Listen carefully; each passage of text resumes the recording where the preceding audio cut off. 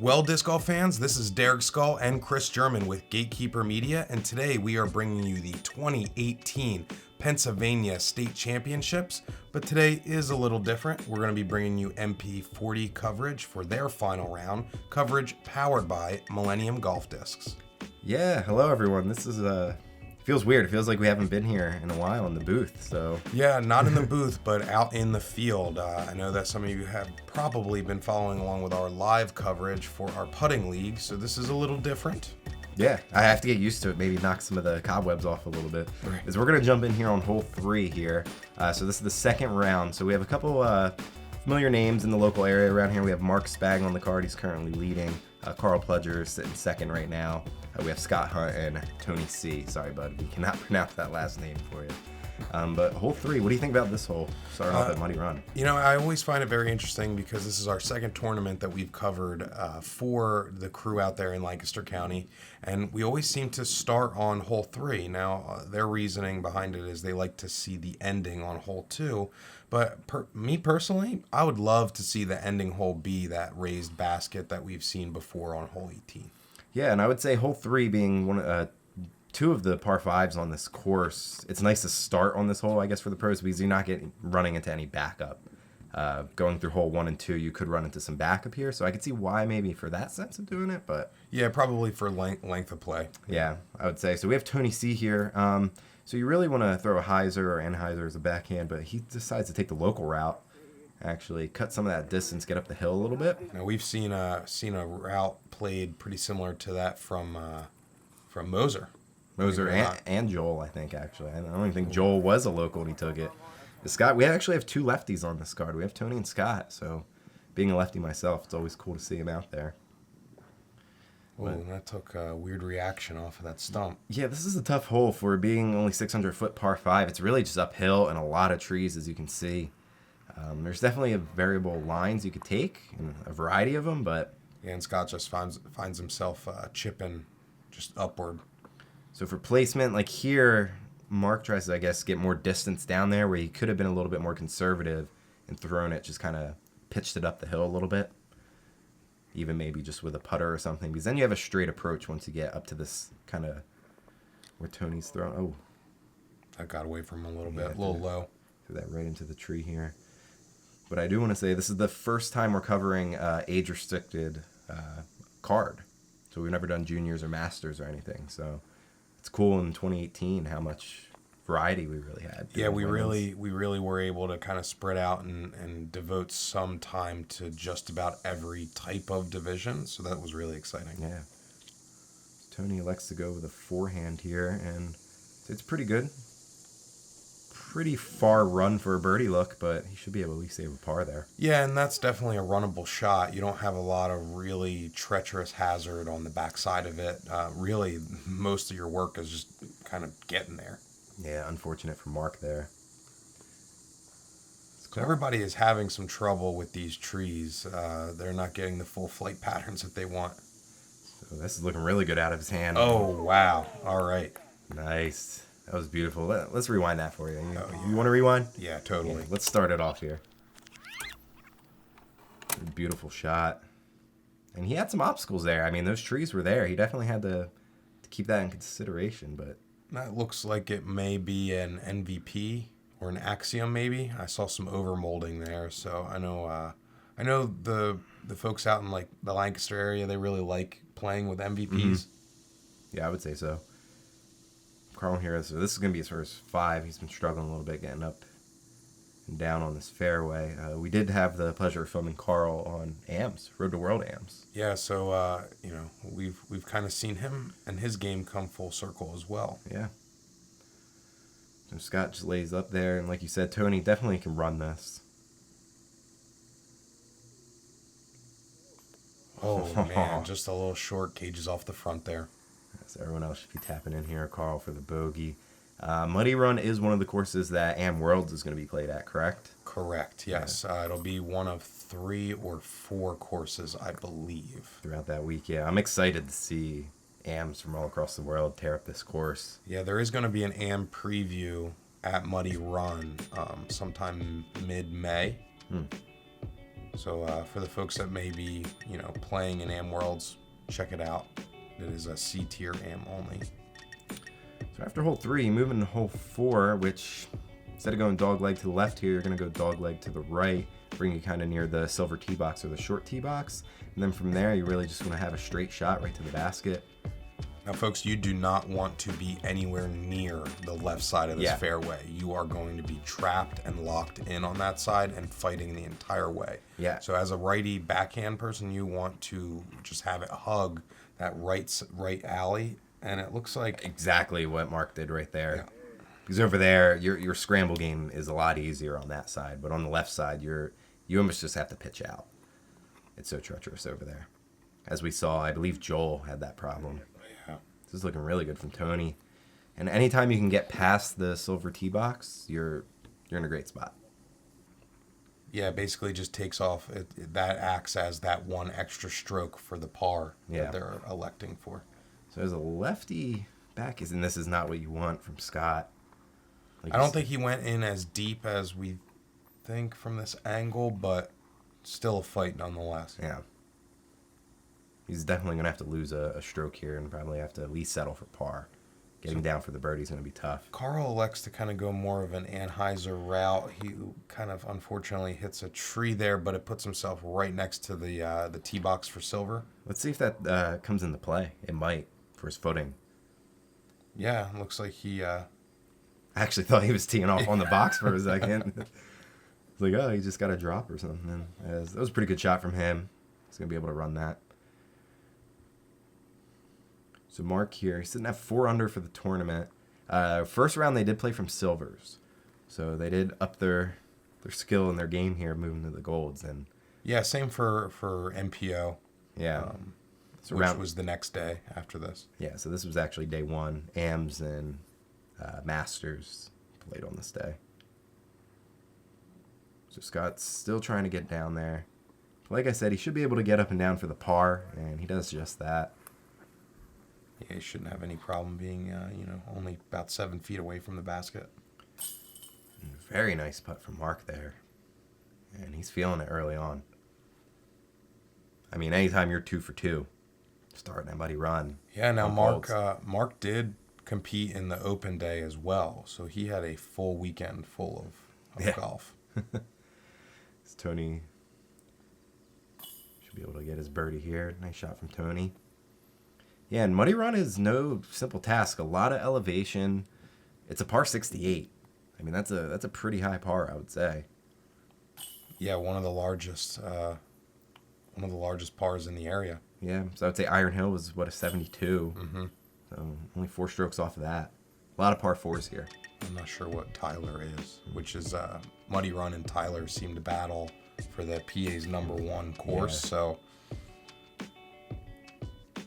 both very good courses. As we move into hole 5, now this is one of the holes on the course that both silver and gold are the same.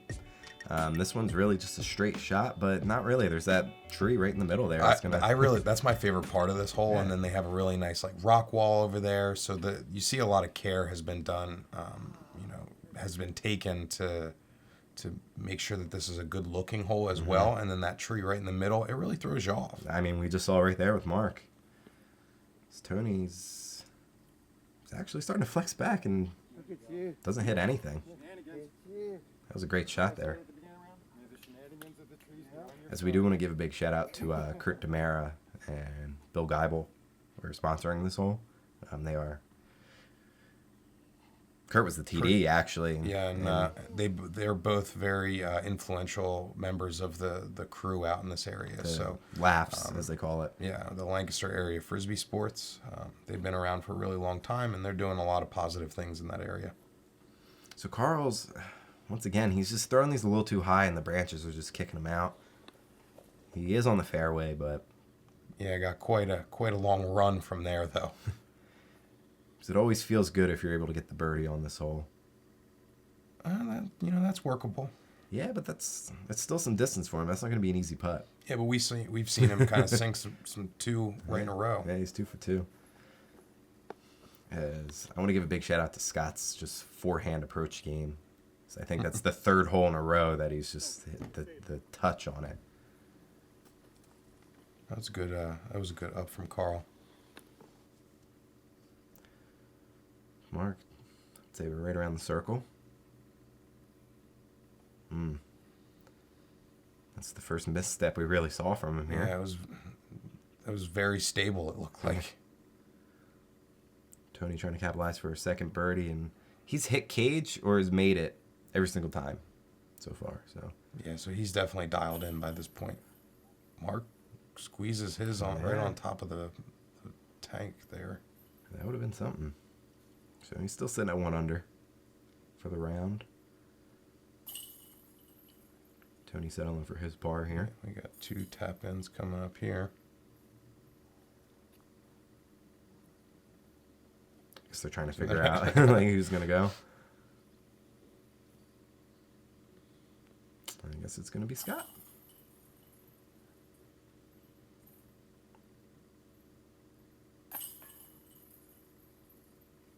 Yeah, we're used to seeing ready golf in a lot of cases where, if they're all within tap-in range, does it really matter? Just take it. As Nick Nat once said, who wants to see a tap-in anyway? So we're going to move into hole 6 here. This is a par 3, 398 feet. It is downhill, so it plays a little shorter than that. But I would say still, you definitely need a good amount of distance here to really park it. Yeah, you still need an arm for sure. Yeah. If you throw it too high, there is kind of a low ceiling halfway down. You hit a couple trees. Kind of like that, but Yeah. still fights through. Has plenty of room to work. Just not a comfortable second shot for distance-wise. But it's a pretty big gap, so I wouldn't say it's the hardest hole here. There's definitely a lot harder holes. This is a really nice flex shot. Really great flex, yeah. Puts him right in the circle. So it seems to be that Scott is primarily a forehand player here. So I think I've seen him throw forehand almost every shot. And Carlos just turns over on him. Yeah, just did not want to fade back for him. But cut rolls in just the middle of the field there. Still got some work to do. Yeah. I mean, from the putting so far from these guys, I wouldn't be surprised if we see it. Ooh. That is very uncharacteristic for how we've seen Mark playing from here. So, I mean, that's basically teeing off from the silver tee there. I mean, it's still almost a 300-foot shot. Yeah, and still finds himself a little far left. This hole's weird in the sense that was a good shot from Carl. It's just like disorienting in like the distance where like you feel like it's closer, so you don't throw it as hard, and then you realize like, oh, I still have like 60 feet. Well, and it starts as a tunnel shot as well, and like you said, that little low ceiling. So Mark's gonna have to settle for another bogey here. It's gonna be 2 bogeys in a row for our leader. So the rest of these guys are kind of just playing par golf here. Scott's gonna have an opportunity to tap in this beautiful birdie.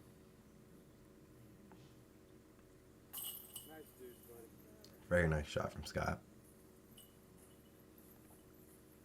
Once again, another player that plays with sunglasses. I can't do it. Me neither. It throws me off too I much. find it really hard. Mark does it as well. So folks, let us know in the chat. Do you play with sunglasses? Do you play with headphones? Sun protection in general. Carl plays with a towel on his head.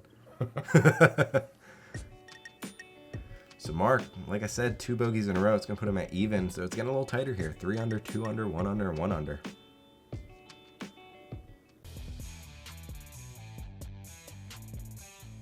Yeah, the Sirius Scorpius. One of the best discs in my bag. One of my favorite discs to throw. I'm pretty honored to be able to have the opportunity to have a signature series Scorpius in the Sirius plastic coming out next year. So ask your local retailer and pick one up. Let them fly.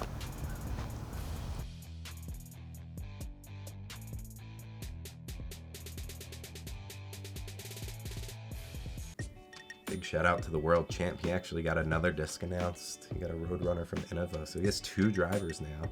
Yeah, I'm excited to get my hands on one of those. Yeah. If you haven't already, definitely check out the Series Scorpius. It's a really good disc. I agree. So hole 7 here is another par 3. This one 413. This one I feel like plays even a little farther than that. Yeah, and you'll notice that my position behind the tee box for filming has to be a little further away because the angles are a little tight. Yeah, I would say this is one of the harder holes on the course overall from the gold tee box here. And when you're landing, it's the guardian trees and the low ceiling there. This Tony's really far to the right. Yeah, but with no obstructions. No.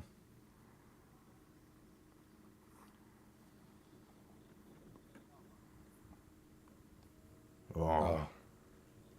That had pretty good I didn't flight even see path that to come it. down. And Mark's just Slipped right out of his hand. threw it right into the ground. That's basically teeing off from silver tee again. And he's going to continue to lose strokes here. Oh, man. From tree to tree.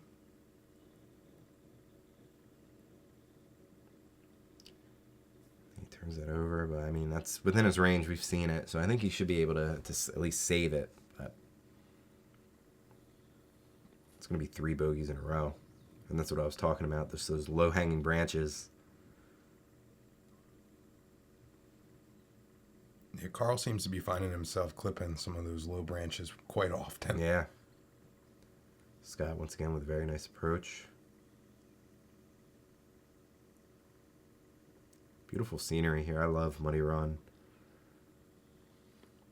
I love when you get the variety of some open holes, but still challenging because how the trees are placed. And then, Yeah, a lot of care went into designing this, and I know that it was a project for an Eagle Scout and their service project to get their badge. So to hear that, that's pretty cool. There, you know that somebody was really working for it. yeah. Scott's going to take his par.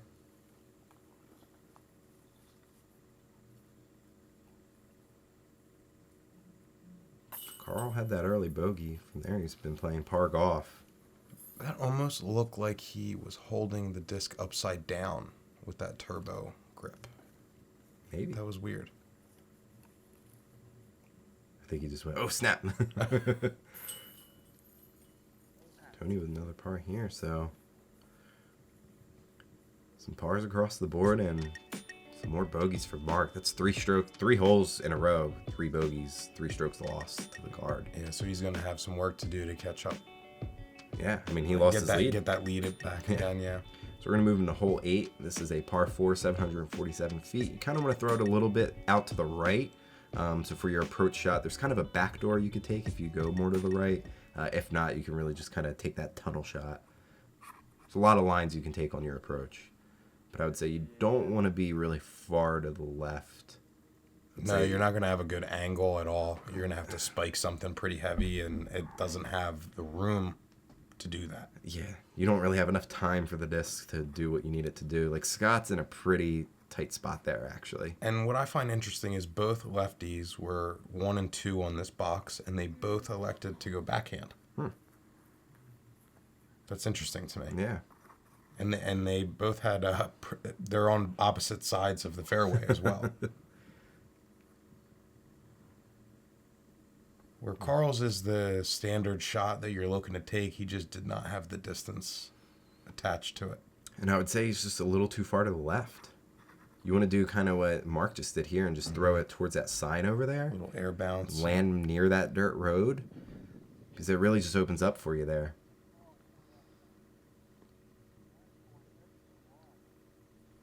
Starting to fade back. So you can see there, he kind of has a backdoor route. We'll see if anyone elects to kind of throw it right up the gut, which I think the guys to the left, both Scott and Carl, are going to have to. Yeah, now Mark does have the option of playing it safe and then just, securing his 4. Yeah. So Tony tries to get through there. It's about halfway. And like See, you here's said- that spike that I was talking about, and to be honest, I would never feel comfortable doing that. No. A lot of discs get lost over there to the left, too. There is usually a spotter attached to this hole for sure. Is that... That's sneaky. Yeah, nice reaction there for Scott. And he's going to be able to run that for the bird. And then from here... Oh. Bad So now luck this here is for just Carl. scrapping it together, and look at that looming cloud. I know. I left that shot in there because I wanted to just show how bad that cloud was. But you see sun out. It was insane. Yeah, there was a lot of rain, and we were camping this weekend as well, so that added a little. Oh, this was the worst for me. I brought the wrong shoes. Do you remember that? I do. And then we were doing primitive camping, so that was a little scary in the sense that like we didn't have an electricity to really charge any of our stuff, but like the fact that like we were just intense and I was wet, knowing that we had to film like the next day was tough. Because we're not there yet, but it gets bad. So Garl's gonna have to take the Bogue there. Well, people have seen what we were filming in the conditions. Oh yeah, MPO was nasty. that was rain too. Round Oh, two yeah. was Cool. nasty. So much rain. We definitely got our money's worth with our gear because that went through some rain. The whole season. Yeah. Scott settles for the par. A lot of par golf here. Mark finally breaks that bogey streak. Settles, takes the par. Tony takes the par as well. No par frames, no star frames, nothing yet. Just a lot of inconsistency in play. Mark's still sitting one over. Moving the hole 9. This is our hole. Yeah, very straightforward for this hole as well. It's one of the shorter of the course. You can see the pin very clearly from the tee box. Mm-hmm. It's kind of surrounded a little bit by those trees, but it has a really nice mouth in the front there to gain access. There's even a backdoor route too. If you have the distance and you want to do that, you can definitely throw as a righty a hyzer shot there.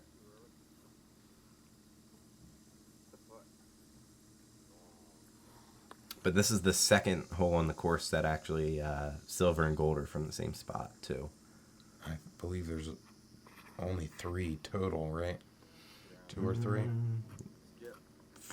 4 total on the entire course. That double Yeah. for the same tee pad. 13 and 17 as well. This Carl was ready. He just ran up. But that's the type of shot that you're looking for. He was feeling it. He knew he wanted to go, and he did. That was some Happy Gilmore style. Scott, it's a good run. Hit the pole. It's a little higher. It was starting to get a little dark here. It's Tony. Oh, wow. Good run from him. Mark's back on a streak. Well, not actually, no, he's not on a streak. He got a birdie there. Recovering. Ugh. Oh, that was a very ugly splash out. That was a stroke he really needed, taking the bogey on the last hole. Drive for show, putt for dough.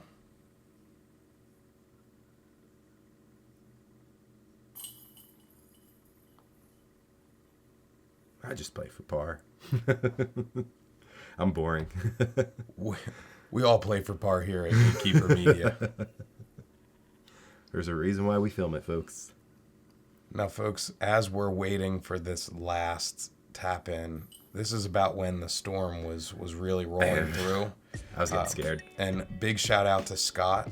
He actually lended us his rain jacket to cover our camera during the downpour. Yeah, because it snuck up on us so bad. I wasn't expecting it. We didn't have our bags on our cameras or anything, so it just came. And we actually had a delay for 20 or 30 minutes. Yeah, thunderstorm. Yeah, it was a thunderstorm. I think there was even lightning. Everyone had to go back.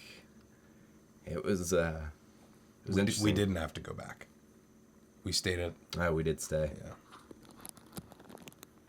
But we hung out right at the tee box, and you can see now it's all wet. That's got to be tough for golfers. Just like the stoppage of play. Yeah, just like being in it and like really like picking it up and like getting into it. Like Mark, for example, like he started off hot, threw some bogeys, and then he gets back, it's a birdie, and then like it's like stop. Cool down again, yeah. And then you have to wait 30 minutes before you tee off again. Well, not to mention it looks like it, I mean, aside from it being wet out, it looks like it never rained. Yeah. The sun is back out and shining.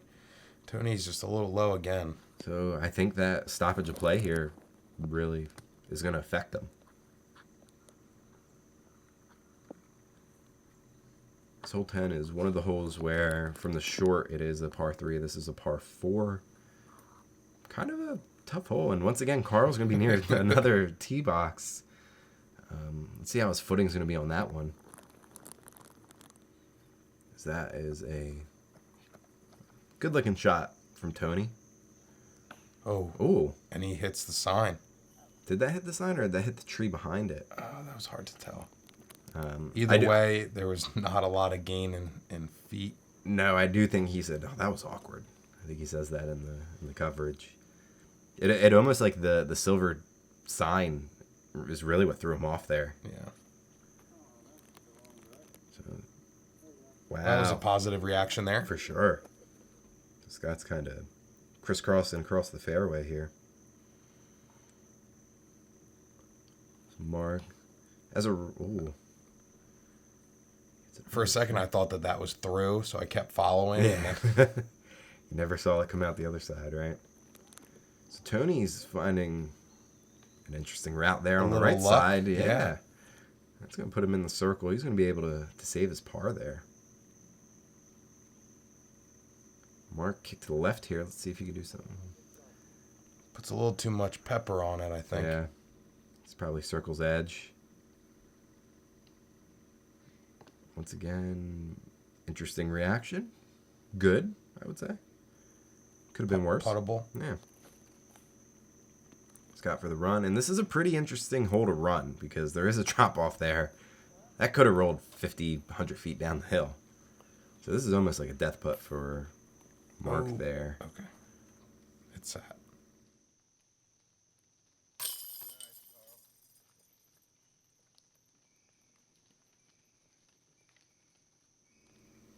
That's going to be another bogey for Carl. It's going to put him at 3 over. Oh. Tony's reaction there was not one of positivity. No.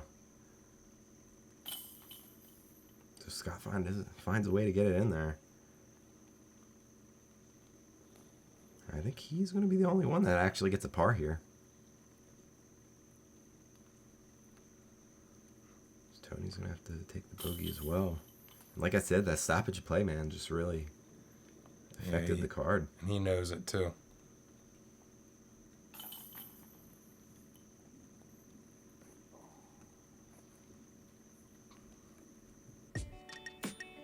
We got Bogey Town going on here. Yeah, that's not a good looking scorecard there, folks. So Mark sitting at +1 for the round. Tony even. Scott the only one. They're head above water right now. Now, interesting fact about this hole. This, when we were doing the drone layouts, the original drone layouts when they first installed the course, this was the first pretty good spill that we took with the drone. Yeah, this drone footage, folks, is the first thing disc golf we ever did back in fall of 2017. We just reused that footage because nothing on the course changed, but feels like forever ago. Yeah, just a whole season ago. So this hole, I would say lefty backhand, this is a really good hole for you. If you want to throw something hyzer that goes to the right, kind of lands kind of where Mark is. That was a high risk, high reward shot there for him. That was a little more of a local route for him. You kind of want to hit that initial gap that Tony just did, and this is textbook for a lefty. Bad reaction there, but I mean, even right there, that's not a bad spot to be in. No, clear footing too. Yeah. So Carl, we should see probably like a nice little Anheuser shot here. And we do. Really nice looking Anheuser shot. Oh. Everybody's getting some stoppage right in the fairway.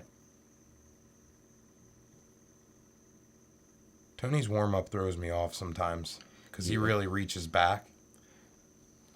So I had to change a lot of the shots to the catch cam here because the way the auto exposure worked and how bright it was out there, but how dark it is in there, couldn't even see anything. You would lose the disc right away. But yeah, Tony does the same thing every single time, and big props to the players who are very ritualistic in that sense and have rituals and do that thing. Like, I do believe disc golf has a lot of that in it. And I'm a big believer in that. I would say most sports do. Yeah. You know, you hear people they don't wash their jerseys when they're in a championship. They grow beards during the run. You know, every sport has its own thing. So that's what makes disc golf, you know, part of the club. Yeah. It's a sport too, folks.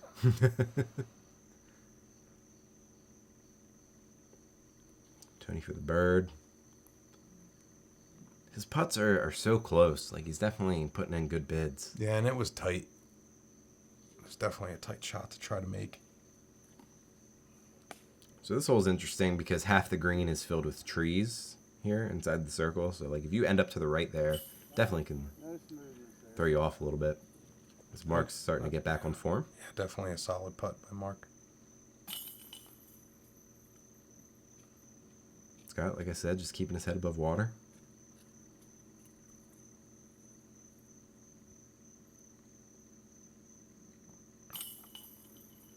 Tony's going to take the par, and this was an interesting front nine of golf, if we would call it that, or first nine of golf that we saw here. Yeah. Part 1. It's a lot of ups and downs for some people. We saw some rain. Well, you didn't see some rain. We experienced some rain. It was very uncomfortable for the rest of the round. Yeah. So I will say, you know, any golf moving forward there's a lot to fight against. So, folks, if you want to catch the back nine, make sure you follow us, subscribe now. Hit that up next right now. See how this all plays out for us. Catch you later.